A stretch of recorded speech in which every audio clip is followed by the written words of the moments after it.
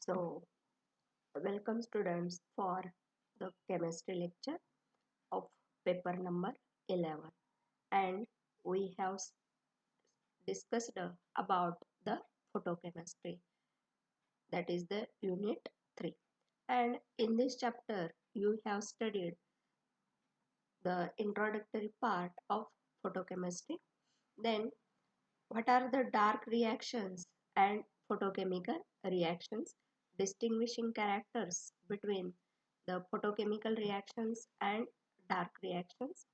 Then you have studied the fundamental principle behind the photochemistry. Then you have studied the laws of photochemistry, and in all you have studied the four laws of photochemistry. The first law, it is the Grotthuss-Draper law. The second law, it is the Lambert's law. Then Beer's law, Lambert's-Beer's law, and Stark-Einstein's law. And this law is also called as second law of photochemistry. And today you are going to learn what is the quantum yield or quantum efficiency. Here, the quantum yield or quantum efficiency in photochemistry, it is represented by a letter phi, and the extent of photochemical reaction, it is expressed with the help of quantum yield. And this quantum yield provides a very essential information regarding the photochemical reaction. And the quantum yield, it is defined as number of molecules reacted with the absorption of photon. That means for every photon how much molecules are reacted, it is expressed in terms of quantum yield. And again, you know that the Einstein energy, it is nothing but the number of moles that are reacted by the absorption of energy, and that energy, it is equal to n h nu, where n, it is the Avogadro number, h, it is the Planck's constant, and nu, it is the frequency. Last time we have seen this, and depending on that we can uh, say that the quantum yield, it is also defined as the number of moles of reacting substance in a given time divided by the number of Einsteins absorbed in the given time or in the same time. And again, this quantum yield, it provides a convenient and significant means for describing the experimental facts, and it gives a valuable information regarding the photochemical reaction. Then photochemical reactions are very complex, and only few reactions that takes place with unit efficiency, but there are some reactions that takes place with very high quantum yield, and it is in the order of 10 raised to 4 to 10 raised to 6, and some reactions that takes place with a very low quantum yield, and that quantum yield, it is about 0.01 to 0.001. And in the next point you are going to learn the reasons for high quantum yield and low quantum yield. you know According to the second law of photochemistry, that is the law of photochemical equivalence, each and every reaction, it should take place by the absorption of one photon. That means one molecule or one mole, it reacts with the absorption of one photon or one Einstein energy. And each and every reaction, it should have the unit efficiency or unit quantum yield. But it is not the it, it, it is not the case every time. So we can see that there are certain reasons behind the low quantum yield and high quantum yield. You know, each and every photochemical reaction takes place in two steps. And the first step of photochemical reaction, it is the primary process. And in the primary process, the light which is actually absorbed and Einstein's law is believed to obey, giving a quantum yield of unity. That is, one molecule reacts with one quantum of absorbed radiation. The absorbed radiation may give rise to formation of excited molecule, or a molecule which absorb light may undergo dissociation to yield a free atom or radical. I repeat once again, remember that each and every photochemical reaction takes place in two steps. And the first step is the primary process. And in this primary process, each and every molecule, each and every reactant has to absorb a quantum. And due to absorption of quantum of energy, that molecule, it becomes excited one, and it may undergo the dissociation due to absorption of energy to form either free radical or atom. That is the primary process.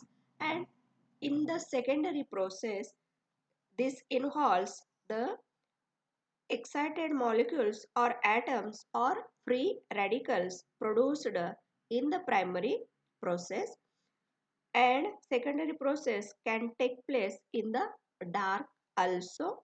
Due to this process, different number of molecules may undergo a reaction by absorbing one quantum only. As a result, the quantum yield of the reaction will differ from unity. It may be lower or higher.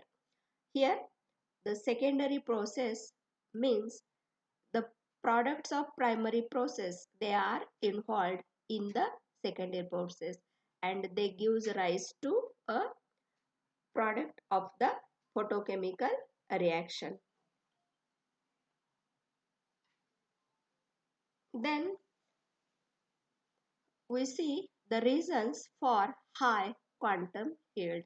The first reason here, the products of primary process undergo a secondary processes in which one molecule may transfer enough energy to activate a second molecule by collision with it.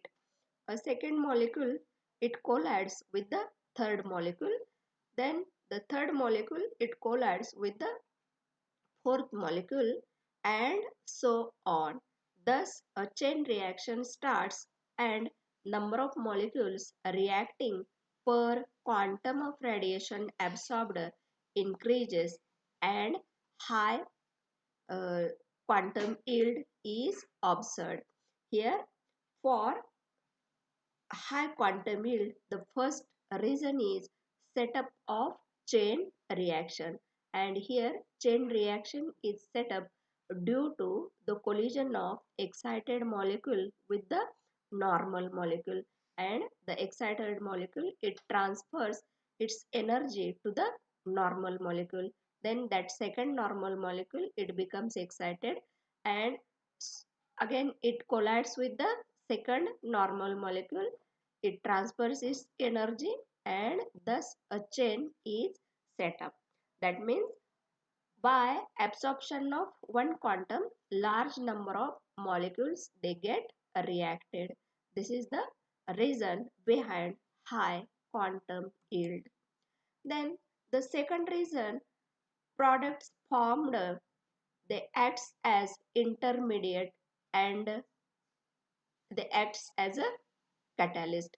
That means the in the primary process, the products formed, they acts as a intermediate products acting as a catalyst, and all of you know the catalyst, they increases the rate of reaction. This is also the reason behind high quantum yield. Then the third reason, the reaction may be exothermic and heat evolved may activate other molecules, due to which high quantum yield is observed, and the number of molecules reacted in a time it becomes greater, and this is the reason behind high quantum yield. Then to explain how a chain reaction is set up, consider the reaction between hydrogen and chlorine molecule.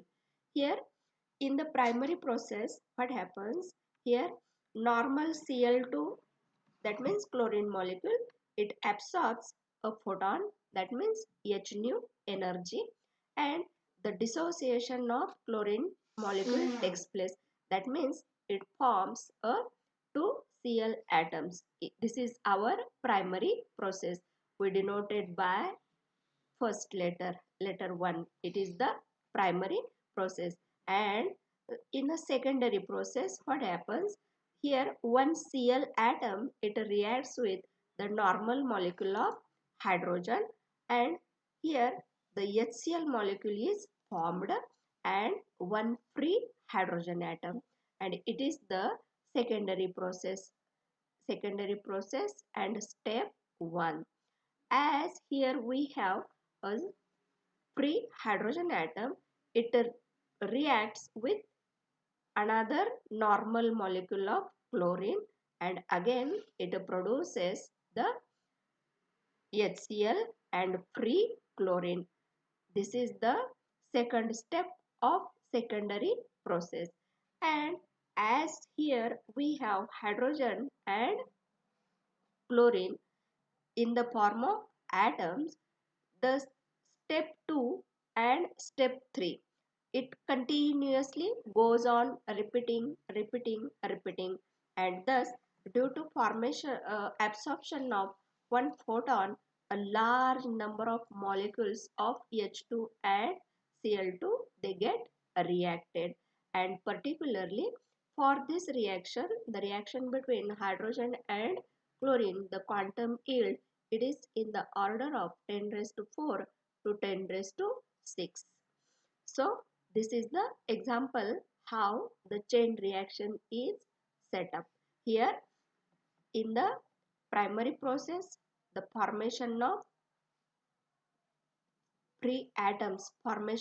atoms takes place. That means dissociation of Cl2 into two chlorine atoms takes place. Once chlorine atom is formed, it reacts with normal hydrogen molecule to form, बघ बरं काय, HCl plus H, and here बघ जा लवकर, and here H plus Cl2, it gives HCl plus Cl, and thus here step 2, step 3, step 2, step 3, it occurs large number of times. Here when the removal of H plus H, the reaction between two hydrogen atoms takes place to form H2. The reaction between Cl plus Cl takes place to form Cl2, and here the reaction between H and Cl to form HCl, and H plus O2, atmospheric O2, to form H2O radical. When these reactions takes place, the removal of free atoms takes place, and these reactions they are termed as the chain termination reactions. That means here chain it is uh, prohibited, or the chain reaction is stopped due to such reactions. And you know, free hydrogen atom and Cl atom they act as a chain propagators, while the reaction between two hydrogen atoms to form H2, the reaction between two Cl atoms to form Cl2, the reaction between H and Cl to form HCl, the reaction between H and atmospheric oxygen to form H2O. These reactions are the chain inhibiting reactions or chain terminating reactions. Then, you will understand this. Then we see a few reasons behind low quantum yield. Here, the low quantum yield means instead of having that reaction unit efficiency, that efficiency it may be less than 1. And the reasons are, if the products or excited particles formed in the primary process are such that they cannot react due to their deactivation or re-radiation or by internal arrangements or by coming in contact with inert molecules or by thermal reactions, the quantum yield will be extremely low. Here, the products or excited molecules formed in the primary process, they cannot react due to the deactivation. Deactivation means the absorbed energy it gets re-transferred in the form of either fluorescence or phosphorescence, or the internal arrangements takes place, or they come in contact with other molecules and thermal reactions takes place. These are the reasons behind low quantum yield. Then the another reason, the products of primary process may recombine to form reactants. So they give a low quantum yield.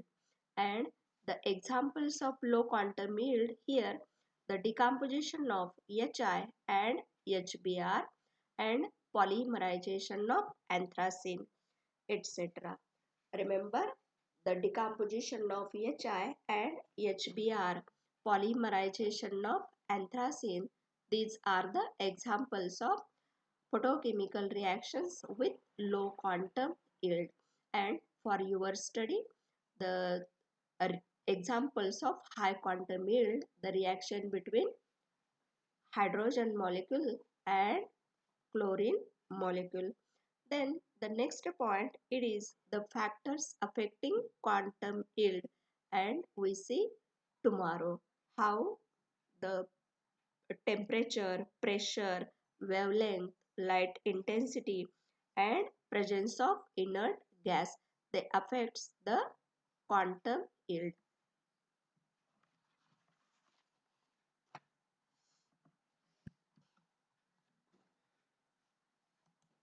बस किती मिनिटाचा झाला आता